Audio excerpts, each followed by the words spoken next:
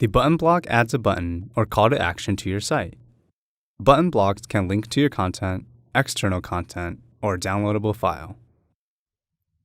To add a button block, open a page or post editor.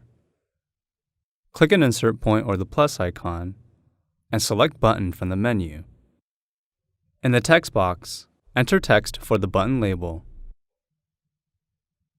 Click on the words "Click to add URL" to select the destination when a visitor clicks the button. You can select an external link, a file, or content on your site.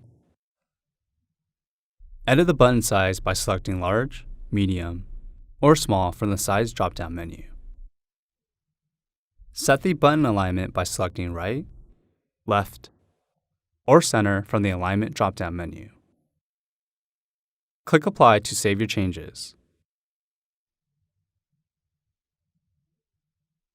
You can use the site styles to change the button design, including its color and shape.